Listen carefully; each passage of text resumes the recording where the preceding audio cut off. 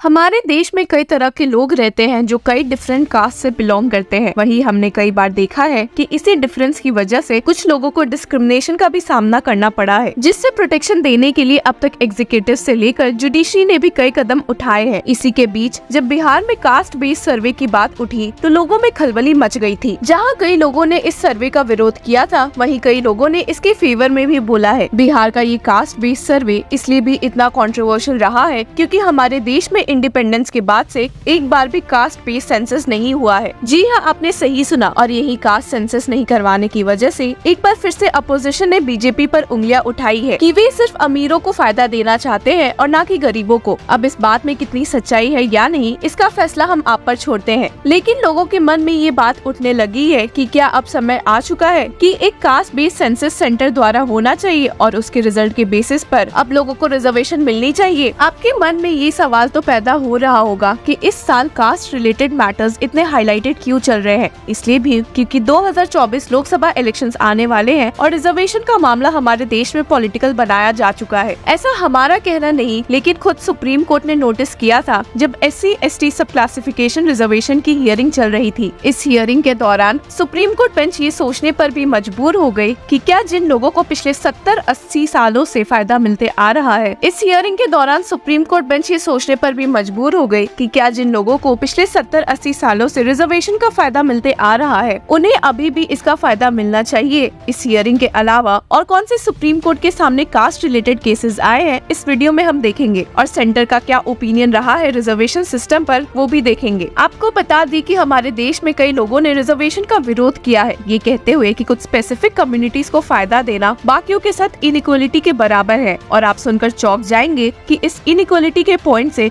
Supreme Court की hearing के दौरान CJ DY चंद्रचूड़ ने भी अग्री किया है। जहां लोग इस बात पर सोच विचार कर रहे थे, वही ये पता चला कि जिन्हें इस रिजर्वेशन सिस्टम के तहत फायदा मिल रहा है, वे खुद इसका फायदा उठा नहीं पा रहे हैं। और ये सिर्फ पंजाब स्टेट में ही नहीं, बल्कि आंध्र प्रदेश, तेलंगाना और तमिलनाडु जैसे स्टेट्स में भी देखने को मिली है। अब क्योंकि सुप्रीम कोर्ट की 7 जज बेंच के सामने मामला पंजाब सरकार का था, तो उसी से शुरुआत करते हैं, जिसकी पूरी पॉपुलेशन में ही 32% लोग शेड्यूल कास्ट से बिलोंग करते हैं। ऐसे में जब पंजाब सरकार ने पाया कि शेड्यूल कास्ट में भी 2 ऐसी कम्युनिटीज हैं, मजाबी सिख्स एंड वाल्मीकि, जिन्हें शेड्यूल कास्ट कैटेगरी रिजर्वेशन के फायदे नहीं मिल पा रहे हैं, तो उनको फायदा देने के लिए पंजाब सरकार ने शेड्यूल कास्ट कैटेगरी में ही उन्हें 50% रिजर्वेशन देने का ठान लिया। हालांकि इस मामले में पंजाब सरकार को मुसीबतें का सामना तब करना पड़ा जब सुप्रीम कोर्ट के एक judgment 2004 EV Chinnaiah versus state of Andhra Pradesh की बात सामने आई, जिसमें ये साफ मेंशन था कि एक स्टेट गवर्नमेंट किसी SC/ST कैटेगरी में सब क्लासिफिकेशन नहीं कर सकती है और ये काम इंडियन कॉन्स्टिट्यूशन के आर्टिकल 341 के तहत सिर्फ प्रेसिडेंट का है। और बस पंजाब सरकार इस बात को चैलेंज करते हुए सुप्रीम कोर्ट जा पहुंची। आपको बता दें कि सुप्रीम कोर्ट बेंच के सामने जब पंजाब सरकार की ओर से मौजूद होकर पंजाब एडवोकेट जनरल गुरमिंदर सिंह ने कहा कि वे ऐसा रिजर्वेशन देकर उन लोगों को इस कैटेगरी से रिमूव करना चाहते हैं जिन्हें रिजर्वेशन का बहुत फायदा मिल चुका है, तो सुप्रीम कोर्ट की 7 जज बेंच काफी हैरान हो गयी। सुप्रीम कोर्ट बेंच फिर सोचने पर मजबूर हो गए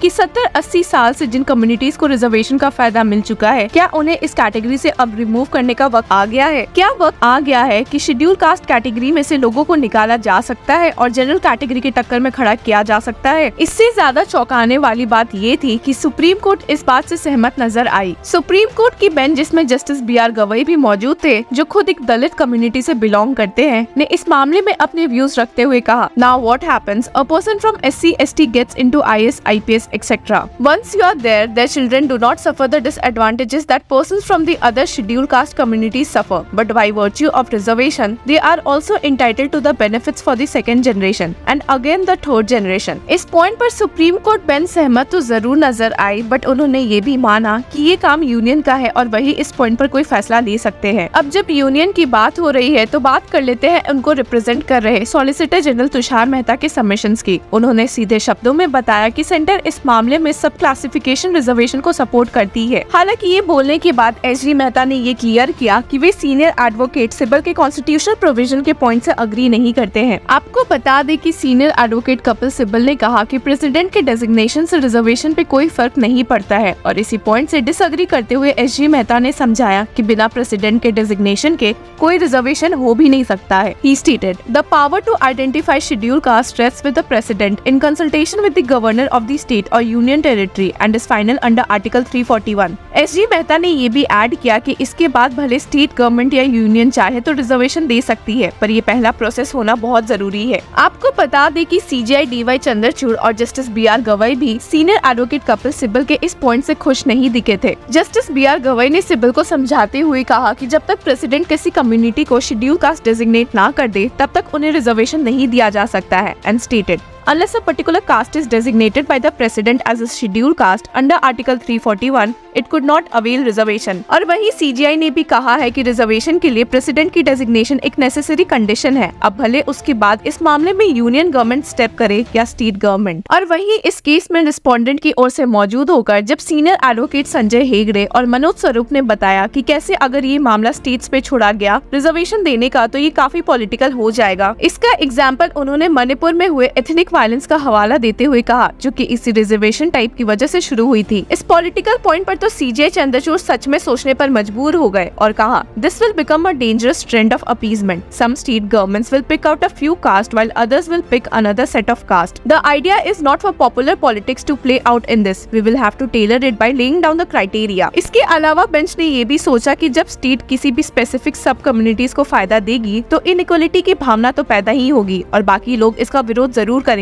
CGI stated, those who are excluded can always challenge their classification under Article 14 on the grounds that we will fulfill all criteria of backwardness. But the state can also rebut, saying we can classify a caste by looking at the extent of backwardness. It can say that we want to confer reservation to the most backward. हालांकि Manipur violence तो फिर भी पिछले साल की बात है। अब क्योंकि 2024 लोकसभा इलेक्शन सर पर आ गए हैं और बीजेपी के इतने टाइम में पावर में रहने के बावजूद भी जब एक कास्ट सेंसस नहीं हुआ है तो कांग्रेस लीडर राहुल गांधी ने लोगों को ये वादा किया है कि जब वे पावर में आएंगे तो सबसे पहले कास्ट सेंसस करवाएंगे और उसके तहत ही रिजर्वेशन होगी। He stated, Mr. Modi is not an OBC and he will never work for OBC, backwards and poor. This is the truth. And I have made up my mind that caste census is the next biggest step towards social justice and I will do it. I am not going to let go. जैसा कि हमने आपको video की शुरुआत में भी बताया था कि सीजीआई डी.वाई. चंद्रचूड़ ने इस मामले में ऐसे रिजर्वेशन को अनजस्ट और इनइक्वल भी पाया है जो कुछ कम्युनिटीज को एक्सक्लूड करते हैं।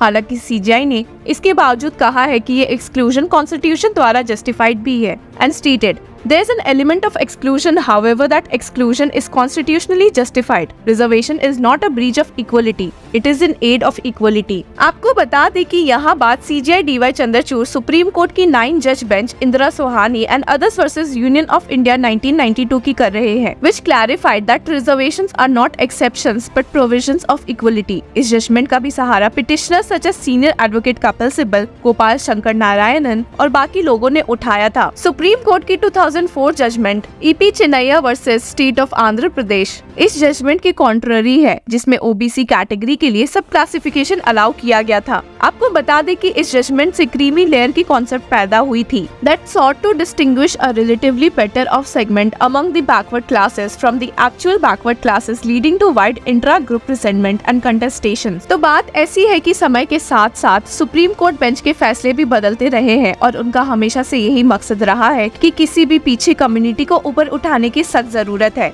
ये पॉइंट तो हियरिंग के दौरान सॉलिसिटर जनरल तुषार मेहता ने भी माना था and stated, the most relevant part is that slowly and gradually this court on the judicial side had noted that there needs to be some rationing for the central government. तो देखते हैं कि क्या आए दिन हम इस रिजर्वेशन पॉलिसी में भी कुछ बदलाव उम्मीद कर सकते हैं। आपकी इस बारे में क्या राय है? Do let us know in the comment section. Till then keep following law chakra.